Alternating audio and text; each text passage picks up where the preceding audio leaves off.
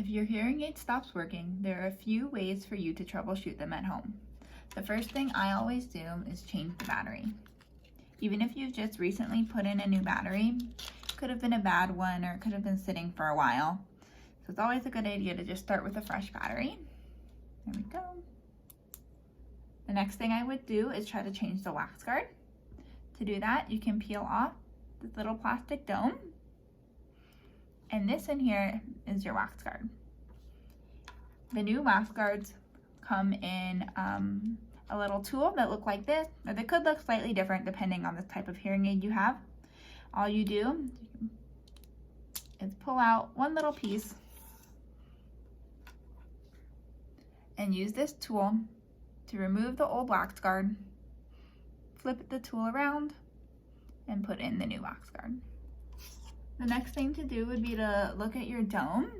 If it looks really like it has a lot of wax or it could be clogged up, it's a good idea to sort of brush it off. You have a little tool, and with the tool or even with a clean tissue or cloth, just to make sure it's not clogged up. You can always replace it with a new plastic dome if you have one.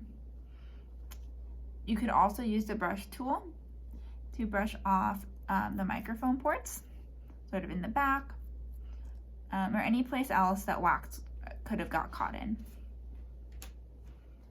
When replacing the dome, you want to make sure it's pushed all the way down as far as it can go until it's flush with the end of the hearing aid.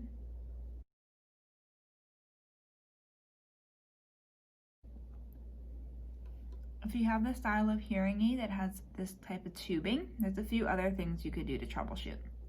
First thing, always put in a fresh battery.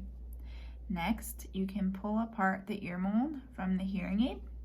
That usually just snaps off like that.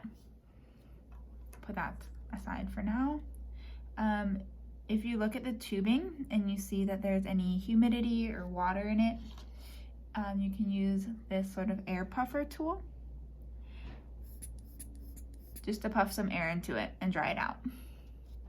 If there's any wax in it, you can use this type of threader tool, and you can just push that through and all the way down and to push the wax out of the other side.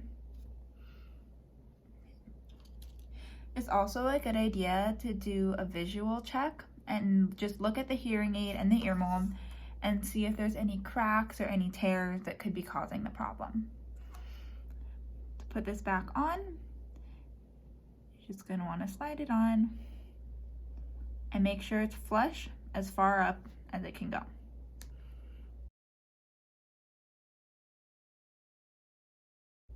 To check if it's working now, you can always just close it up and wait for the startup tune.